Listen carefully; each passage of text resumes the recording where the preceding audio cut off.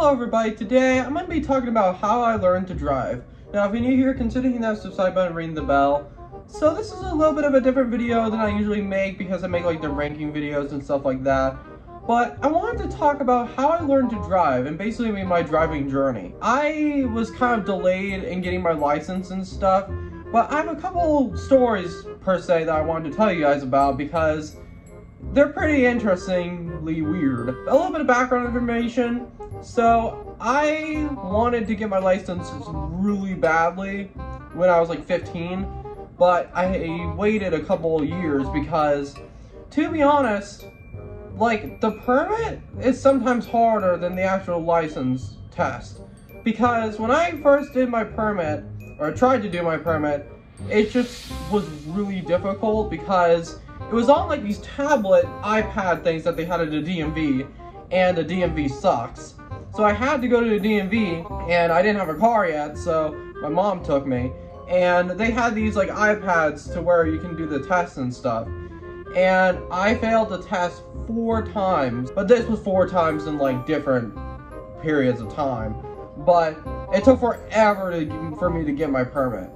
And it's kind of strange because you would think that the permit would somewhat be easier than the actual license driver's test, but I found it way more difficult than the driver's test ever was. Yeah, so I got my permit. I still don't have a car though, but something happened in 2020. So basically, I wanted to drive and stuff. This was like before all the pandemic bullcrap. I would say this was around February of 2020.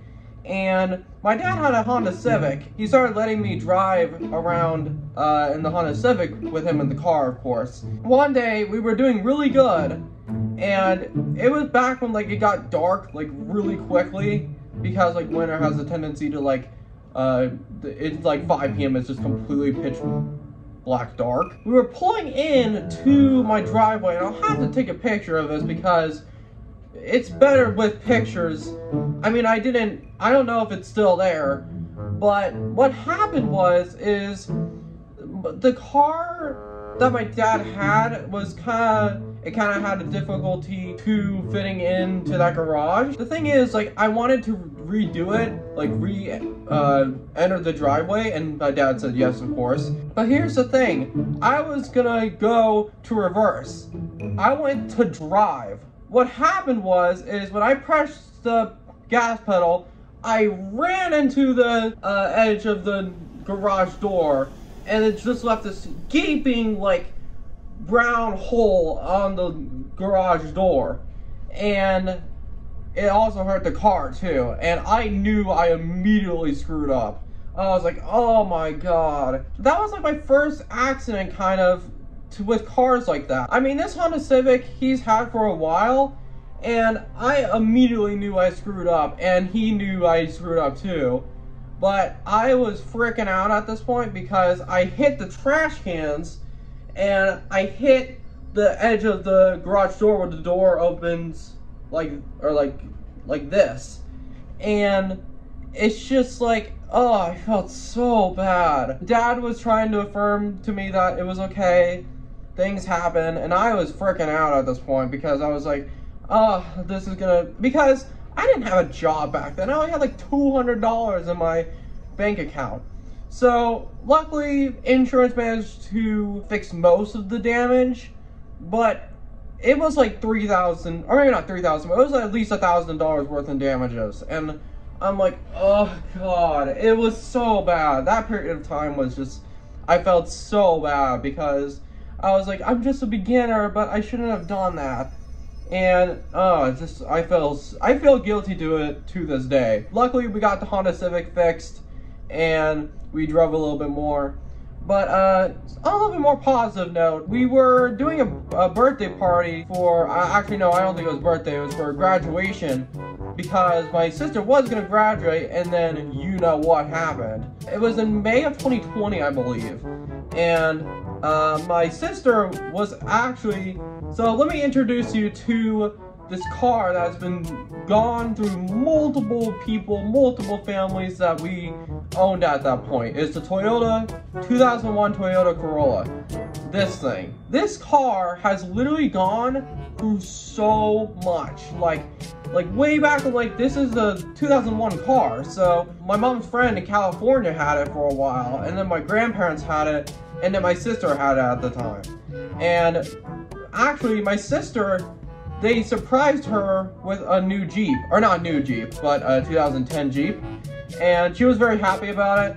And I knew that she was getting a Jeep, but I was kind of wondering, where are they gonna get the Corolla, or where are they gonna put the Toyota Corolla? They gave it to me, and I was like, what? I don't even have my license, so I got a free car. I mean, to be fair, it was a 2001 Toyota Corolla. It had some problems. I got the 2001 Toyota Corolla, and I had that car for a long time. So I got the 2001 Toyota Corolla, and I was test driving it with my mom and stuff, and I was finally ready to take my driver's test for the first time. And I went to the DMV, which I hate. I've always hated to go into the DMV. We went to DMV, and I failed. Pretty bad. I did something to where it excluded me from passing, and I was pretty sad about it. I want to say this was around October 2020, so it was a few months before I actually did pass. And I was pretty devastated because I really wanted to get my driver's license. So we practiced more and more and more. And then in December of 2020, I finally passed the license test. I got like a 73 or something because I failed the parallel parking, which no one's like, especially when like you're doing a driver's license test, when you're trying to get your license, like 5%. I've only used parallel parking twice in my whole life. So I finally got this license, and I was so happy about it because I was like, I can literally go anywhere I want now. But the thing is, it kind of gained some unrealistic expectations because I wanted to go to a flea market that was 15 minutes away from my house. But we had to go to the DMV in Ozark, and holy crap, man, the DMV sucks. It sucks. Like, the whole and this is like during a pandemic too. I mean, I've been with like my sister who got the DMV, who got the license and then went to the DMV. I've been with her. Actually being the person who gets their license while in the DMV. America, for the love of God, please update your DMV system. Do it online or something.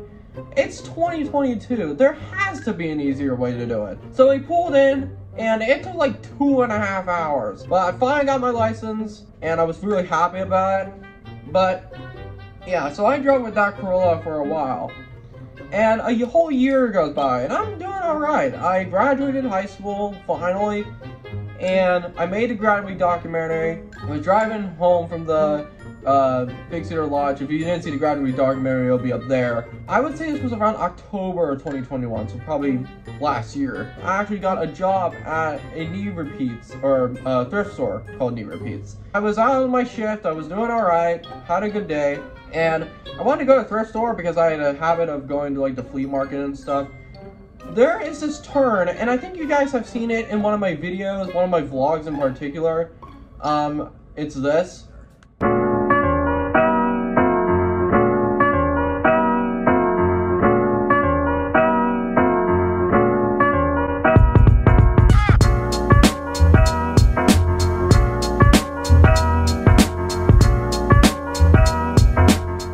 That turn that you see right there, I've done it many times before. Like, it's not like it's like a new thing. But one day I had a really good day, and I just wanted to get past this turn right here.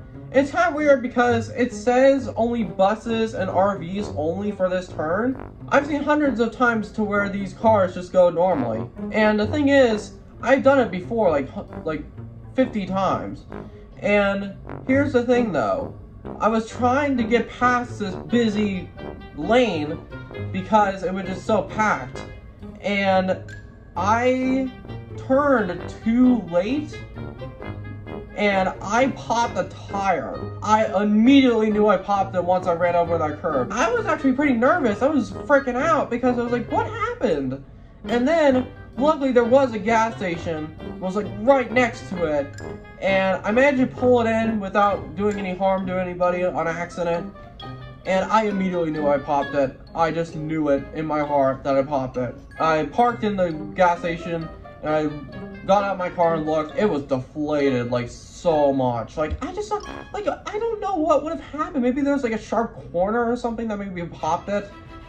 But, like, I was devastated because I was like, literally, my dad is in Springfield and he has work. I texted him saying, hey, I popped a tire and I'm at a gas station right now. And he said, okay, I'll try to get there as soon as I can. And not to diss my dad or anything, but I waited 2.5 hours in the gas station. I am just like, oh God, I need help.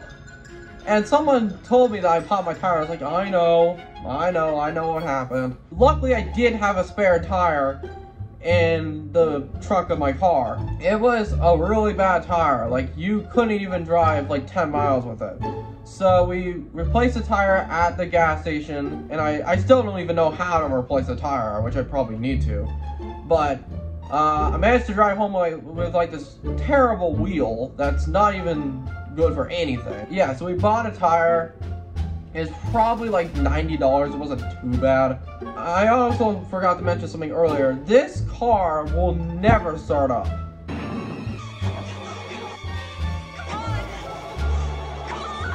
Like, it's like, will always, it's not reliable at all, like, when I first got it.